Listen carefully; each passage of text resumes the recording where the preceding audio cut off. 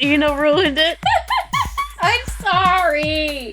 I got engrossed in the fight. The ref is supposed to stop that from happening, you know. Well, this ref Is fired. sucks. There's a big scandal in the papers about it. Ref sucks. And the ref goes to prison. Oh. So, what do you say when an Italian man drops trow in front of you? What? What? Nice to meet the balls.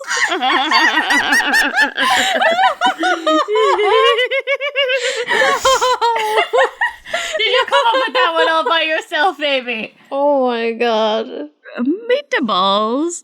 Oh shit, we're on a podcast now, aren't we? Hey everybody, welcome to Fess Up, where the Fess sisters help spice up your conversations with unique and thought-provoking questions and visceral testicle jokes. With a spicy meatball. With a spicy meatball.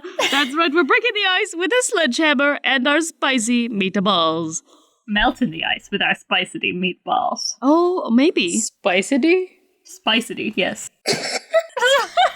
Hey, I'm taking Italian right now in college. I know what I'm talking about. Spicity is only reserved for meatballs named Cassidy. Spicity Cassidy meatballs. If you're hearing this voice tell jokes about dumb meatballs, no. Dumb jokes about meatballs. That's what I wanted to say. No, this specific man had very dumb balls. If you're hearing this voice tell dumb jokes about meatballs, it belongs to Amy. Fess. Amy Fess. This voice belongs to the sane one, Marissa Fess. And this one belongs to the spicity Ina Fess. So, you ever, you're really close with your sisters. No, I don't know what that's like. I've never been there. And so you decide to tell your sister something really personal, and then she laughs at you. Well, this happened to me. I'm not sorry. I was talking to Marissa, and I decided to spill an embarrassing secret, and now I'm going to spill it for all of you, lovely listeners, I guess. So I love this. Didn't think it through, really. She was nervous about one person laughing at her, and now she wants to tell the world. Okay, I have to tell the world because I need somebody to be on my side. Okay, so I have a playlist on Spotify called Fun Times, and it's basically songs that I think are sexy. Like songs that get you horny? Maybe. So anyway, I've told Marissa that I had this playlist before, but I just started singing one of these songs, and I decided to divulge that the song was on my Fun Times playlist, and then Marissa laughed at me really hard and said it was horrible and she didn't understand how that could be sexy. I mean, I'm still not over it. I want to know. What is it? It's What's Up by Four Non-Blondes. What is this song? And I said, hey, yeah, yeah. Oh my god. Oh no! Oh my god. I think this song is very sexy. I guess if you wanted to have a slow thrust song, and I said, hey thrust, it would be very slow. I think it would work better for grinding than thrusting. That's fair. Yeah, I can see that. I mean, also keep in mind you're talking to a virgin, so she's never really actually had sex, so she doesn't necessarily know what would go good with sex. This song just makes her have If it makes you horny, then it goes on your sex playlist. I mean, it doesn't matter if you've had sex before I'm or just not. saying, you're talking about, that would be real bad thrusting time, and I didn't say it would be bad. I said it would be slow. Okay. It would be Some slow. people like a slow, sensual fuck. All right. Yeah, but that's not the only one. Yeah. It's not. Ina told me an even worse one. There's a worse one? The worst one. So, I like violins. I think that violins can be played very sensually. Yeah, that's not the weird part of this song. It's The Devil Went Down to Georgia, isn't it? No, but that's a fabulous song. No, Amy, that's on yours. Oh. So, just trying to make it sound better, No, just say it. it's El Tango de Roxanne from Moulin Rouge. That is sexy as fuck. Thank you! No. Yes, it is. Absolutely, it is. The violin's sexy. That voice is a Muppet. The voice is the sexy part. No! No, it is. It is. It is sexy. That voice gets me in my loins. No! Why? Yeah. No, I hate Absolutely. it. He literally sounds like Roxanne. Yeah, and there's something really fucking hot about that shit. He does sound like a really deep Muppet. You don't have to put out the red light. Yeah, and I'm into that. I'm really into that. Oh my god, no. Me too. Thank you, Amy. Because when I told her that, I thought it was less embarrassing than What's Up. Yeah, that's less embarrassing for sure. The first song is horrifying. Marissa got so horrified that I became secondhand embarrassed, and yeah. No. El Tango de Roxanne from Moulin Rouge, like that guy, it's kind of creepy, but like that's what's hot about it. It's like the Phantom of the Opera being hot. Like he's a literal fucking murderer, and yet you're sexually attracted to this dude. You know what Like, else is I'm on sorry. my Fun Times playlist? A we bunch go. of Phantom of the Opera songs. I mean, like I said, I'm sexually attracted to a murderer in that show. It's fine. Well, I'm sorry that I'm not sexually attracted to the voice of Ralph from the Muppets. But you love Rolf from the Muppets so much. Yes, but not sexually. I should add You and Me and George to my Fun Times playlist. I mean, yes. I mean, that song's inherently about a threesome, is it not? It's not about a threesome. It's about murder. Well, it's about a threesome that ends in a twosome. Dear Lord. That's the way you don't want a threesome to end. Well, it is if you don't like one of them. Yeah, but you don't want that's like nightmare threesome. You don't ever want there to be a situation where one of you is the reject. You just said that you were into murderers. No, I'm only into sexual, deep-voiced murderers, apparently. So, Rolf, Fuck, I guess. you're into sexual deep voice murderers and you're into Rolf's voice. I'm not into furries. Well, if he puts on the phantom mask, would it do it for you? Maybe. Wow. I'm trying to think if I have one. And here's a funny thing. I've been thinking if I have like an embarrassing sexy song, and I did think of this one song that's called Killer Wolf by Danzig, I think. His voice is deep and gravelly. You're into it. And I'm sensing a theme now. You like them deep gravelies. He's like, I'm the wolf. And it's kind of hot. Okay, well, I guess my most embarrassing song on my playlist, it's called Superfruit by Maud Latour. And it's a great song. It's a bop. It's amazing. And I'm really attracted to her voice. It's such a sexy voice. Is it but deep and gravelly? The embarrassing part is the lyrics are so stupid. What are the lyrics? Please list them to me. Yes, please. Okay. While you're looking them up, is it embarrassing for like my number one go-to sexy song to be from 50 Shades of Grey soundtrack? I mean, a little. Because my number one, like the song that I think is like the fucking sexiest shit in the world that I love is The Wolf from Spencer Lee Band, which was in the 50 Shades of Grey soundtrack, apparently. I never watched that movie, but... Okay. I'm in a tank top. I tie my hair up. Damn, it's almost like someone made me fall in love. You're playing hip hop. I'm eating Pop Rocks. Made me laugh, but now it's funny because I can't stop. I watch you drink your orange juice. You're as good as Superfruit. Dropped my phone. I cracked it on the sidewalk. My boyfriend knows that I'm so sick of small talk. Hear the tone. Leave a message that I won't see. If you're alone, it doesn't mean you're lonely, 'cause I'm never alone. Baby, I'm still lonely. Watch you drink your orange juice. You're as good as Superfruit. Yeah, that is a little embarrassing. She's like, hi, I have a boyfriend and I cannot keep my phone screen uncracked. And I also love staring at you while you suck orange juice through a fucking straw like a 2-year-old. Oh yeah, there's one more verse. Here we go. Oh shit. I've dated bad guys. Not really sure why. Now I know that they were all just such a waste of time, and this is real life. By the poolside. Have I told you that I'm really fucking scared to die? I watch you drink your orange juice. You're as good as Superfruit. Is she trying to imply that, like, people who drink orange juice cannot be bad? No, I don't think so. I think she might be. She's like, I've only dated bad guys, but I like you, who's drinking orange juice. Or is she saying, I date bad guys and I like you, so you're probably also a bad guy? Maybe. I guess that's another way to interpret it. Either way, she is, like, connecting someone drinking orange juice to a very visceral stereotype. So either you're like, someone's sipping orange juice and you look over and they're like, leather jacket wearing a long haired, deep voiced murderer, sexy guy drinking orange juice in a diner. Or you look over and it's like a happy, perky little nerd who could never do anything wrong and never heard a single person waving back at you because you've locked eyes with them drinking orange juice. I mean, if that makes them as good as superfruit, what even is superfruit? Isn't a superfruit just like a fruit that has a lot of vitamins in it? Like I a think fucking so. grapefruit or some shit? But, like, what would count as a superfruit? Let me see right now. Is an orange a superfruit?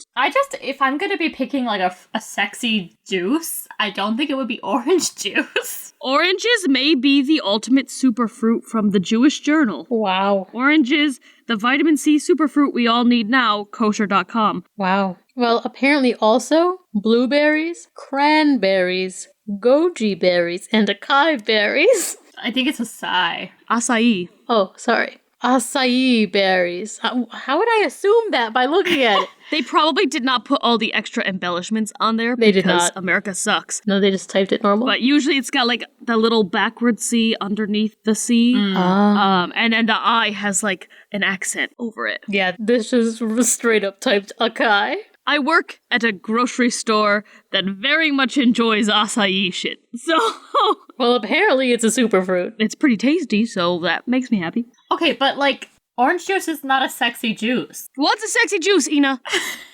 I don't know. There is one answer, and one answer only. Are you ready? Yes. It's Sunny D. meatball juice. Meatball juice. Meatball juice. Ew, you're gross. That's so gross. Laugh at my joke. My joke was good. I didn't hear Marissa. Your joke was real because Sunny D is the best. Sunny D is the best. It's so fucking tasty. It's so tasty. Okay, but like, I feel like apple juice is way sexier. No, absolutely not. Apple juice looks like urine. It does.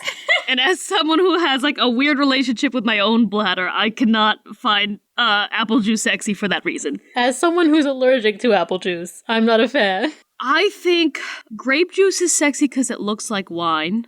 And wine Fair. is sexy juice. Wine is sexy juice. Done. Sparkling grape juice. That's pretty sexy. I mean, I guess a mimosa would make it sexy. Mmm. I'm sticking with Sunny D as my final answer. I'm locked in. What about a Sunny D mimosa? That would be We should delicious. make- A Sunny D we should make mimosa. a Sunny D mimosa, Marissa. Oh my gosh, that would be amazing. Let's do it. Let's do it. Okay. You know what's the sexiest juice? The sexiest juice is water. Water! Hydrate, you fools! Never. Have you ever been so thirsty though, and then water touches your lips, and you've never in your life felt such like lust for a drink before as when you are super, super thirsty, yeah. and then water touches your lips, and you drink it, and you're like, "This is what I've needed my whole life long," and it's just a slightly orgasmic mouthfeel, and you're like, Yeah, I go crazy for water in those moments, and then any other time, I'm like, ew, water. Why would I drink that when I could drink anything else? So you know what you're doing, Marissa? You are water edging. I rest my case. Who wants a question? Yes. Yes, please. So speaking of juices, No. A juice question. speaking of juices, is the Kool-Aid Man the jar or the liquid? Oh, well, I'm in a philosophy class right now where we're talking about the concept of dualism, mind versus body. So I've got a lot of So his stuff. mind is the juice and his body is the glass? Before we get into the nitty-gritty, I feel like from what we've just talked about, I need to ask, is the Kool-Aid Man sexy?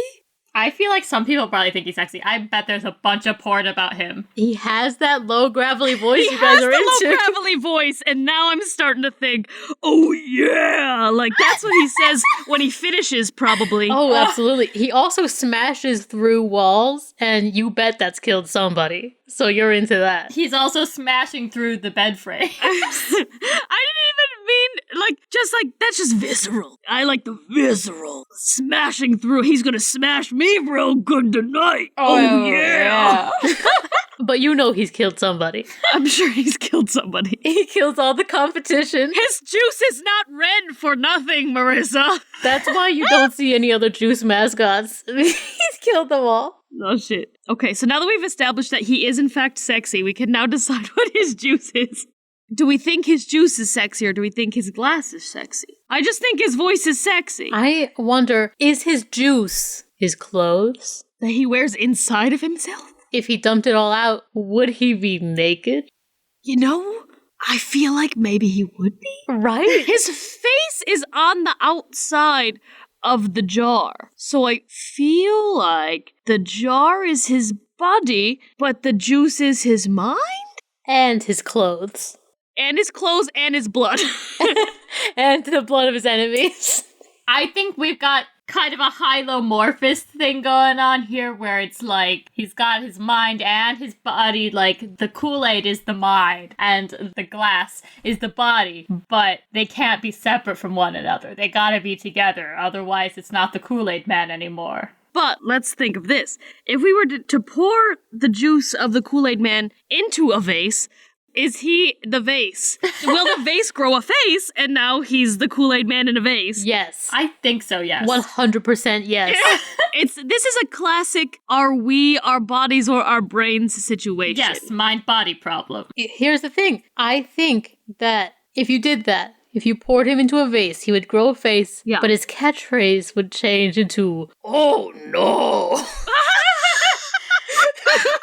I feel like we need to get on the Kool-Aid advertisements. Wait, I have an idea.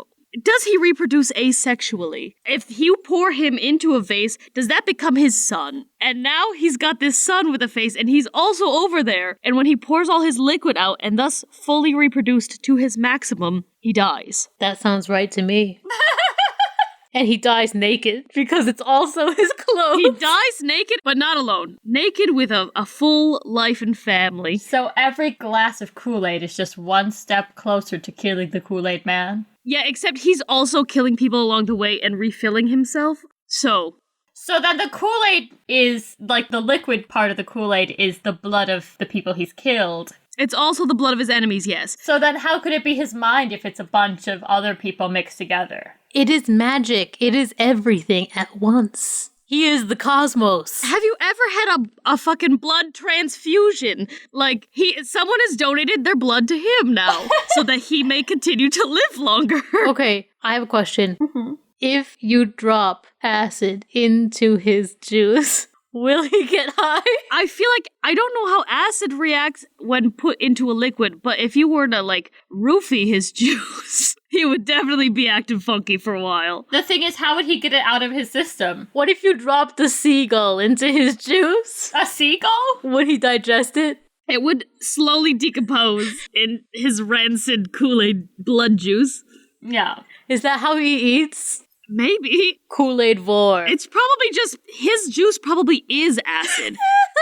Like, instead of the Joker dropping Harley Quinn into a vat of acid, he just dropped her into the Kool-Aid Man, and she popped out something real different. Wow. What a hardcore sexual experience that must have been for her. No wonder she's so sexy herself. But that's also why the Joker's always been jealous, because he didn't realize it was going to be so sexual an experience.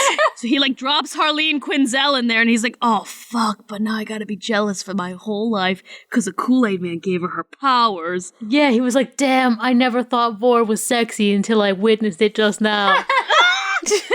I could never give her that, so I'm gonna be a douchebag our entire relationship. One day she'll run back into the arms of Kool-Aid Man. It'll be a glorious relationship. As we all do. We all die in the Kool-Aid Man. We live by the Kool-Aid Man. We die by the Kool-Aid Man. Oh, yeah. So does that make him the jar or the liquid? I think that makes him the jar, and the liquid sustains him. He is both. He's both. The liquid is what keeps him alive. That's like asking if you are not your blood. Like, you are. No, but it's also asking if, what else keeps me alive is food, but I am not food. Yeah, but if I take all the juices outside of your body, Yeah. you would be a husk and you would be dead. And that is how it works. Yeah, but you would be holding my juices, you would not be holding me. I would be dead. What we've got here is Marissa has the hylomorphic view and Amy has the dualist view. And you can cut this out, but I'm sorry. Philosophy is fun. No, I'll keep that in. Someone's gonna understand. Some nerd is gonna love that, yeah. And I don't know what the fuck you're talking about, despite also being a nerd. Well, it's because Amy, you kind of believe that like they're separable and that like his soul is the juice, kind of, and that like he can spread it to other places, fair. kind of like Plato would probably agree with you. I'm glad that Play-Doh, the malleable substance, agrees with me. But I was gonna say that I do believe that when they cryogenically freeze my body and then are unable to revive my body but still have my brain okay, and they put my brain into a robot, that I will still be able to be alive in the robot 400 years in the future. So that sounds pretty materialistic then. What? But you just said I was the one that you could separate it, and that's what I'm saying. Well, it depends. It depends on if you think of the juice as material or immaterial. But if you think of yourself with the brain being material, like it's the brain that has to be separate, then it's like attaching the soul to the brain. So that's more materialist. Dualist is like the soul is separate. How do philosophers get paid thinking about this stuff? Do they get paid by the asterisk? Yes. Because that's what it feels like. You're like, you are a dualist asterisk unless you think that it can be something that's It's like immaterial. the notes in like textbooks where they literally have so many that it has to be like note 1 A B. I'm just trying to figure out what your viewpoints are here. No. You're just trying to make this more complicated than it needs to be. Well, philosophy is all about you never really have an answer. I'm just saying the Kool-Aid is his insides. I'm saying that you're right, the Kool-Aid is his insides, but if you're to say what is him, if you have to pick one or the other, I'm picking the jar. I would pick the insides. Okay, Ina? Me, if I have to say one or the other, I mean, he's the Kool-Aid Yes. Man, so you would assume that the Kool-Aid is him. So the insides. Yes. So she thinks Kool-Aid is more important than the man. Good to know. I mean, she is a lesbian. That's absolutely right. I will withdraw all criticism. Let us move on now on that note. Okay. It is time for a bit. A bit. A bit. A bit. A bit. A bit. A bit. This bit is verses. In verses, I think we've done this before, but just in case, we are going to pit two fictional characters against each other and discuss the question, who would win in a fight? But I'm going to do it fun this time. I have found online this randomizer where I can randomize two popular characters. Oh. And so I'm going to generate two random characters, and we'll just keep going till we like one. Okay. Okay, ready? Here we go. Generate. I bet it's gonna be Plato versus Socrates. It's from a movie, Ina. You know, why would those be fictional? They really existed. Yeah. I know, I was just making a joke. Oh, God. Groot from Guardians of the Galaxy. And this is specifically adult Groot. Okay. Groot Sr. Yes. And Hannibal Lecter from Silence of the Lambs. Yes! Okay! Let's do it. Alright. Oh, That's the best because Groot is strong body, no brain. And Hannibal Lecter is weak body, big brain. But Groot is not made of flesh, so Hannibal Lecter probably not all that interested in eating him. Or is he interested in eating anything alive? I think that the whole thing is he wants to be a cannibal about it. Fair. But I think he also enjoys the murder part. He did not get into this game to be a vegetarian, you know? And that's what he would be if he ate Groot, a vegetarian. True, but he is really into cooking in general. Like, I mean, the meat is his main thing. That would be a new culinary challenge. Exactly. It would be an interesting, like, I think he'd be really interested in the spices and what Groot would taste like so that he could figure out how to use Groot's body to accent his meals of people.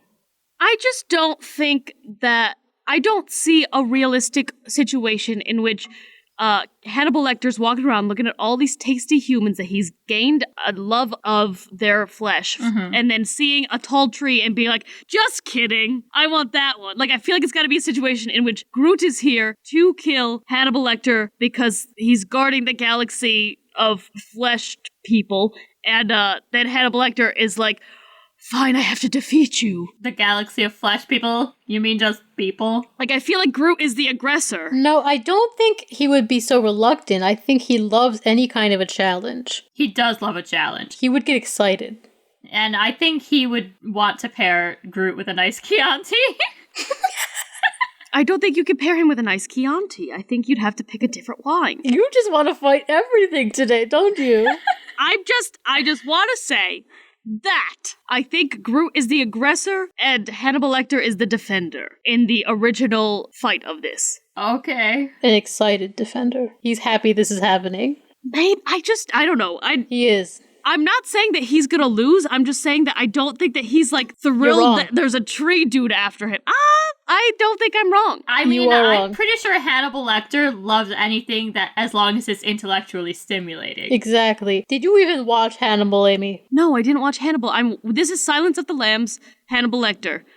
And I've seen Silence of the Lambs. I mean, it's the same one. But I've never seen Hannibal the show, so Okay. I can't speak to that version of Hannibal. Okay, well, that Hannibal would love this whole scenario. Yeah, no. The Hannibal from Hannibal, the TV show, would absolutely love this. Okay, all right. So I see now that there was just a communication disconnect. I guess, but I feel like it's the same Hannibal either way. It's technically the same Hannibal, but they are played differently. Like I said, I don't know what that other Hannibal is into as far as challenge goes, but I just think that Anthony Hopkins' Hannibal, like, he even wants to, like, doesn't he bite off a whole fucking ear or a nose or something like that? Yeah. Like, he cannot stop himself from trying to eat people. I just don't see him fixating on Groot, especially in an eating sense. Well, nobody said he had to eat him, he just has to fight him. I think Groot is the aggressor and has come to Earth to stop Hannibal Lecter. Does he win? Yes or no? Duh. He's so strong. But Hannibal Lecter is so smart.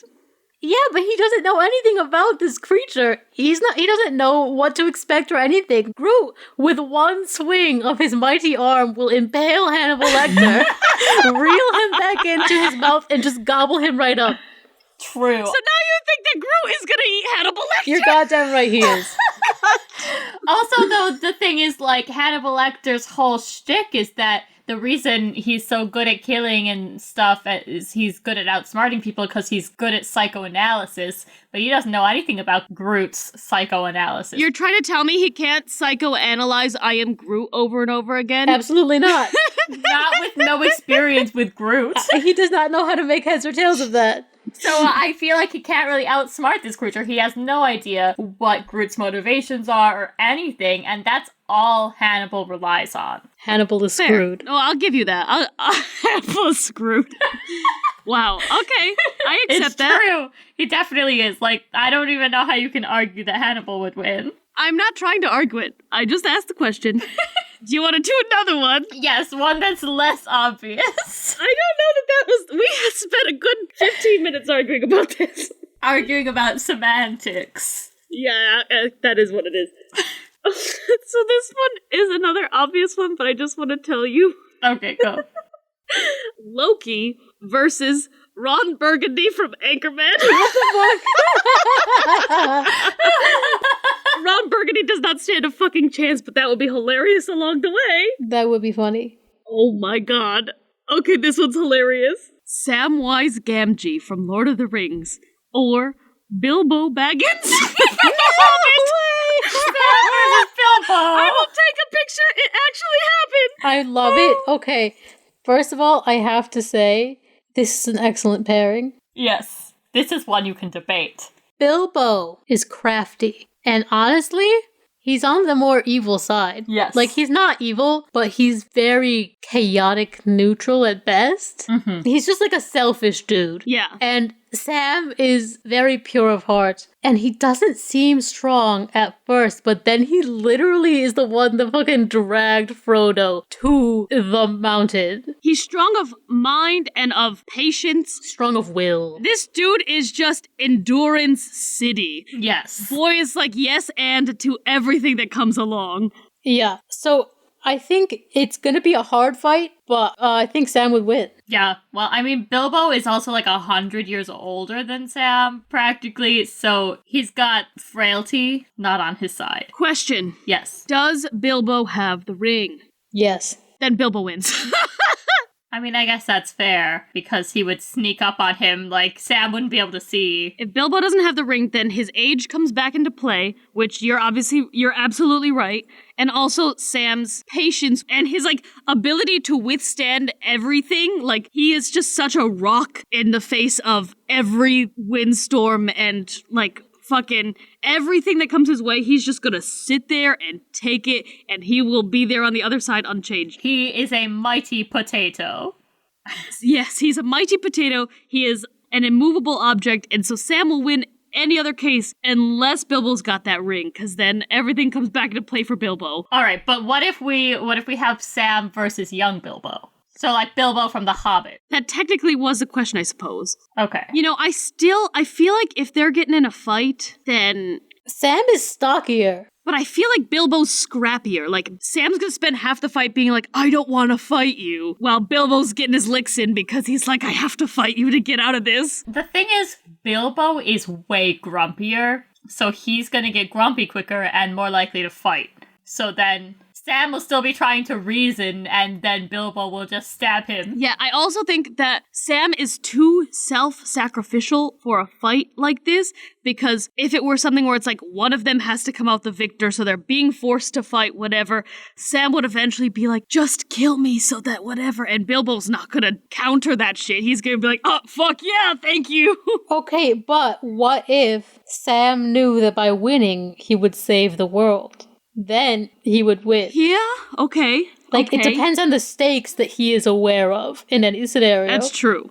That's fair. That's actually a very good point. It's all about what Sam perceives to be the case. Right. I think Bilbo, though, is just so afraid of his own mortality that I feel like he's just gonna fight scrappier because True. no matter the stakes, he doesn't want to be the one who dies. And there are situations in which Sam would give himself up if he thought that was the only way. True. Yeah, but I think if he was even just trying to protect his friends, if he was trying to protect Frodo, Oh, yeah. even if Bilbo had the ring, something would awaken inside Sam. Okay, That's strength so versus true. strength, no anything, just strength versus strength goes to Sam, yes. Yeah, Brains versus brains goes to Bilbo, yes? absolutely.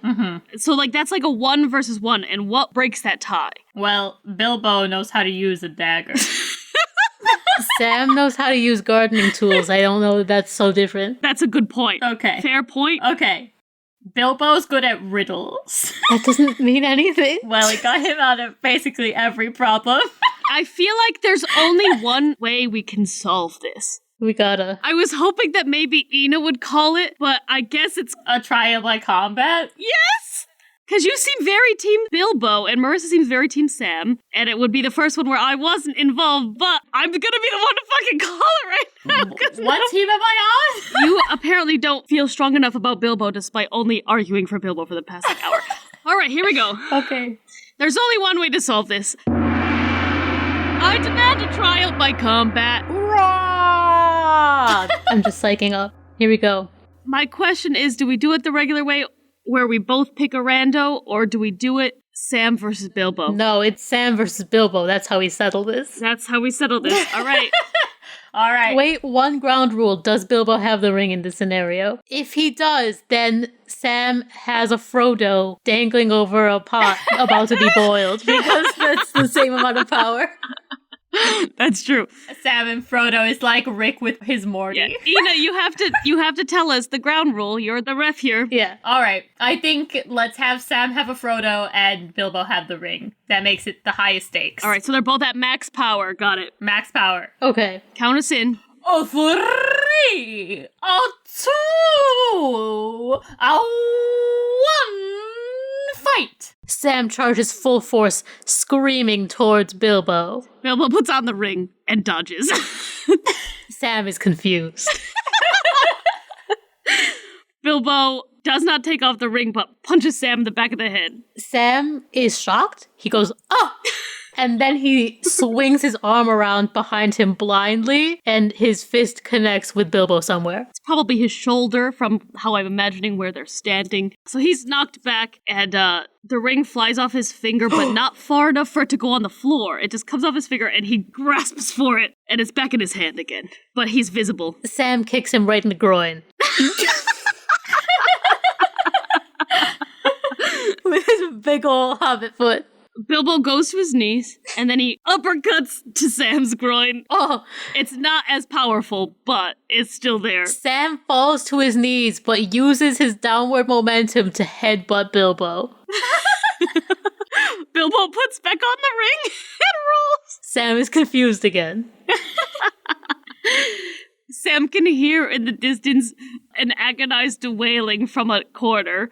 Is it Frodo or is this Bilbo? That's for Sam to decide. But I'm saying it is Bilbo. Okay. But does Sam know it's Bilbo? I don't know. Sam is worried about Frodo, so he stomps over to the corner he perceives it to be, looking for his friend, and he steps on Bilbo.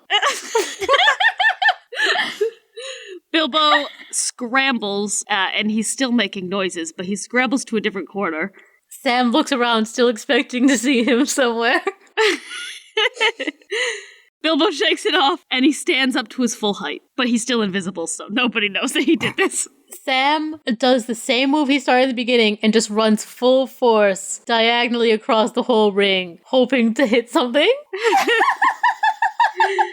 Bilbo takes off the ring, puts it in his pocket, and leaps for Sam while he's running in the opposite direction. He's on his back now. Sam does a wrestling move and just goes kaboom onto his back. You know, that jump. He lands on his back, but he really lands on Bilbo because Bilbo's on his back. Bilbo takes his arm and starts choking Sam. Sam likes it. Hey, Rosie, what's up?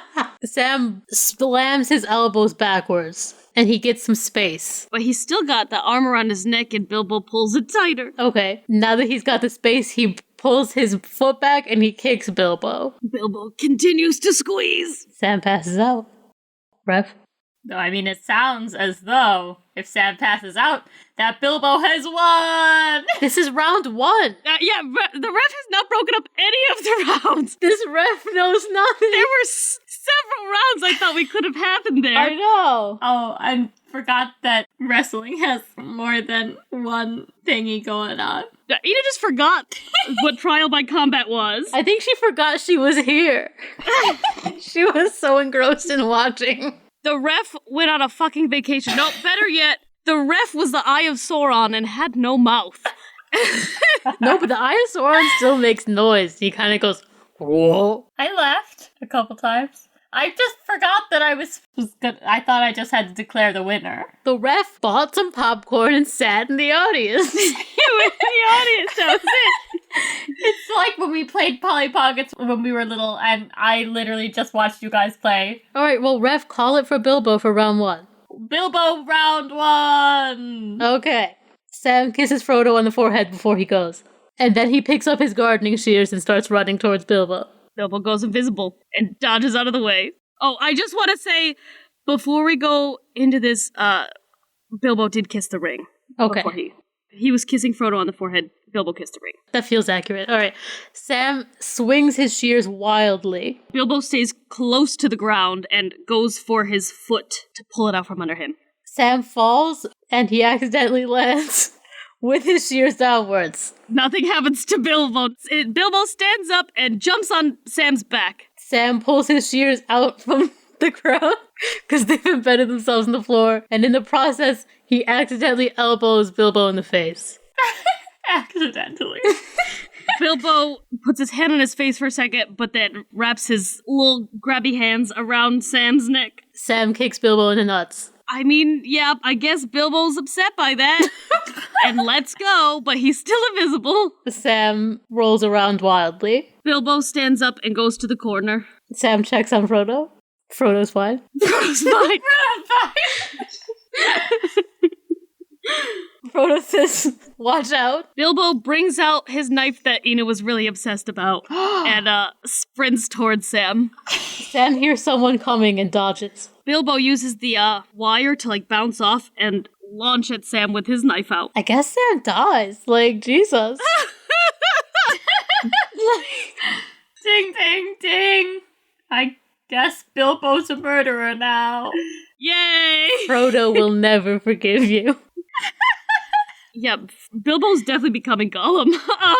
I mean, that's what the ring does. All of a sudden, he bursts into new form, and he looks like a Gollum now. He's a Gollum person. And Frodo cries. The end. The end.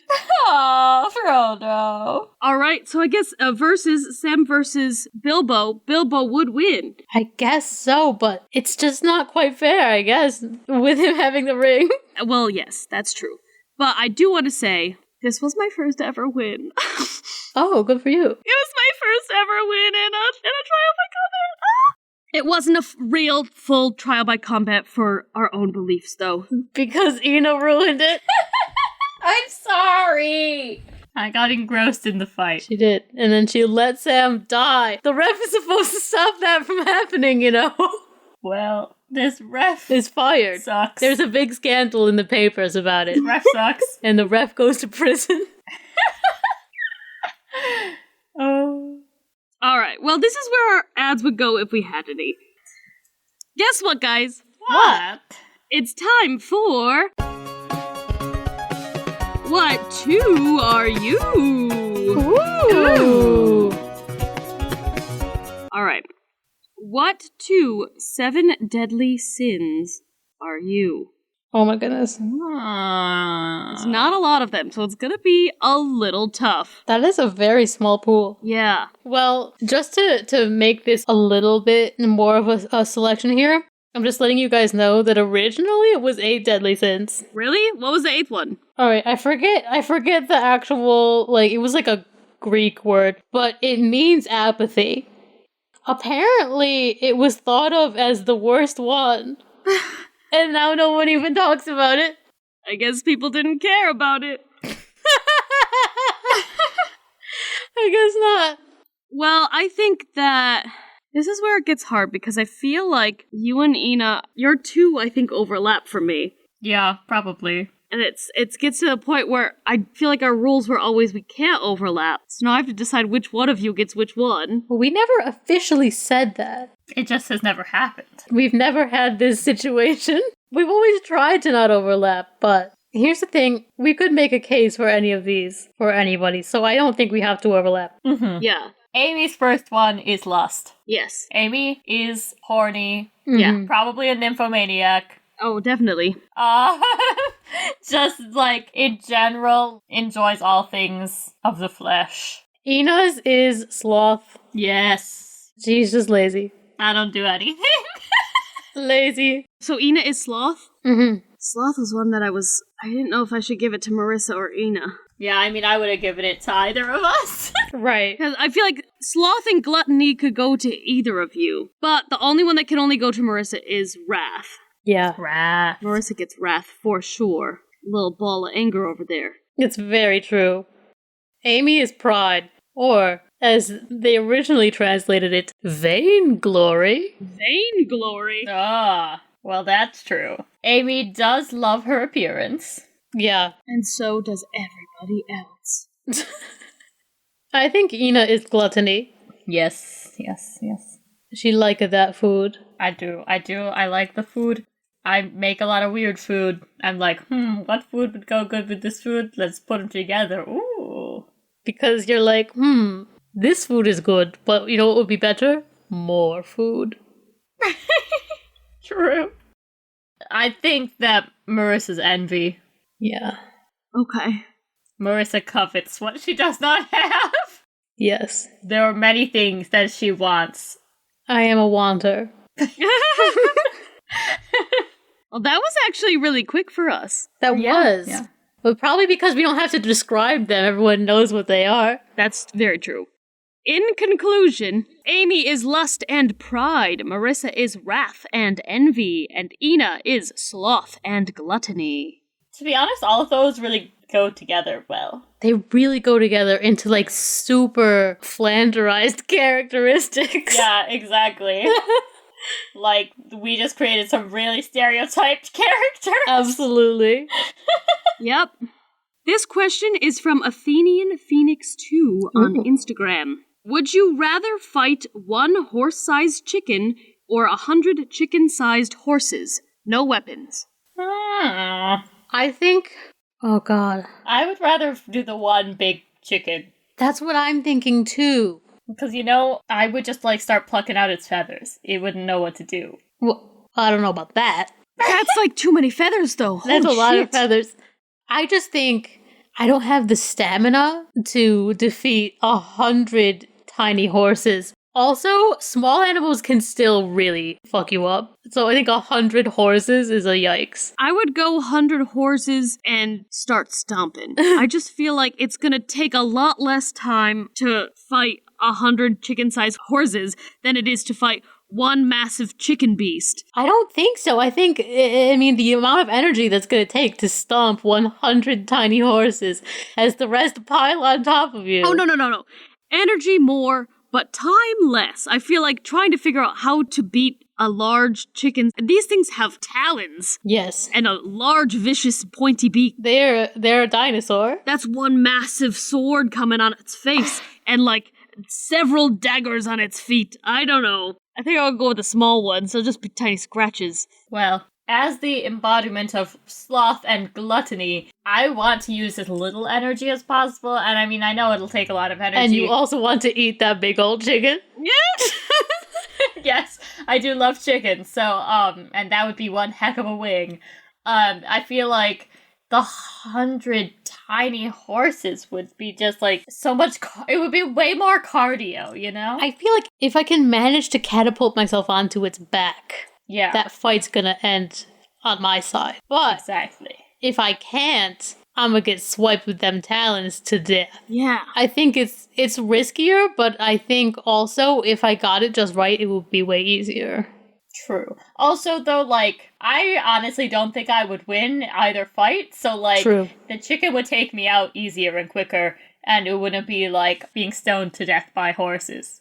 Can I fight them and my tactic be to charm them? Roll for charisma. Because I feel like making all these things stop hating me by feeding them all, then I got an army. Where are you gonna get Then the you're food? fucked. Yeah, but here's the thing. Also, they're gonna swarm and accidentally kill you as you try to feed them. They're tiny little horses. Their bite is not going to be that bad because their mouths are not going to be that big. That is naive. And their kicking power is greatly reduced when they're tiny. And hooves are not all that sharp. I don't think I have as much to worry about if they're small, tiny horses. I think you're wrong. I really think you're vastly underestimating how powerful wild animals are, regardless of size. Yeah, but I'm higher on the food chain than a tiny horse. Higher on the food chain doesn't mean shit. Horses do not eat meat. Amy, I could see you getting killed by a bunch of little bugs. So, higher on the food chain doesn't make a difference. I am way better with bugs than you remember me. Well, I'm just saying. I'm not afraid of a bunch of tiny little horses. I feel like just a normal-sized chicken could kill you if it really wanted to. Me? No. Yes. Yes, No. you. I don't know why you've decided I'm some like, weakling that's lame. No, I could take a fucking chicken, you doof. I just think you don't appreciate how powerful nature is. I'm just saying that 100 tiny horses aren't going to be as light as a chicken. Like, just because they're chicken size, they're not chicken weight. Like, chickens are way less dense. Fair. I will give you that point, but I still don't think that it will be... I don't know. The question is, would you rather fight? And I would rather not have to deal with a fucking mammoth bird. Ina, you hate birds. Ina does hate birds. You are afraid of birds. I love birds. Why do you want to go after one massive bird? The shit that will come out of that bird every 15 minutes, probably onto you while you try to figure out how to fight this thing? Yeah. You would be doused in bird shit. I mean, you're right. Imagine the size egg it can catapult at us. Yeah, it will be shooting eggs at you. I don't know how often they lay those things, but it's gonna happen at least once. Once a day. Is it once a day? Okay. Have you thought of how an egg that size would be my dream? That would be her ultimate prize. I can see what she's fighting for now. What if it crushed She's not fighting for her life. She's fighting for that egg. Like all those, like, Jawas. The Mandalorian. But yes. Oh, yeah. The egg. Also, you don't realize, but I feel like the swarm of horses would creep me out really bad. I don't like swarms, yeah. I don't like swarms of things. Ever since I picked up a rock when I was little. Oh god, don't tell the story again. And an anthill, a bunch of ants, like a black glove on my hand. Oh god, I hate that story. It's just these are small and they're even smaller than, like, cats, but, like, cat-sized little things. And a swarm of, like, cat-sized cute horses? I'm not scared of this. You should be, but okay. Like, both sides should be very scared. Yeah, and none of us have enough fear, but I just, of the two, I'd rather... You're allowed to do that, I just think you're wrong. There's no right or wrong. Stop trying to roast me today. You're not winning. Well, if you have to defend yourself like that, I think I am. No. I think I'm the ref with the popcorn now. I'll roast you, Amy, because you're a chicken. No, you are. You're the one that picked the chicken. Yeah, you picked the chicken! I know. I was just trying to make a joke. I couldn't. It was the first joke I thought of. Honestly, though, like, I would never win either fight, so might as well go out in the glory of a giant chicken. It will kill you faster. Mm-hmm. If I were to fight the chicken and then give up and pretend to be a baby, it might just nestle down and now I'm its chick. True. Chickens do often adopt other animals, and it's so big that it would think you are baby. Mm-hmm. That is a good approach. And now I have a big chicken mama. Oh my gosh, I want a big chicken mama. That would be so cozy and comfortable, like, Yeah? how warm and feathery. Yeah, until you get an egg sibling and eat it, and then chicken mama's not so happy with you. Well, that's fair. Well, on that note, that's all the ice breaking we can do today. We're gonna have to break the rest with our giant chicken Mama. mama. If you'd like to send us a question, message us on Facebook or Instagram at Fess Up Podcast. Send us an email at fessuppodcast@gmail.com.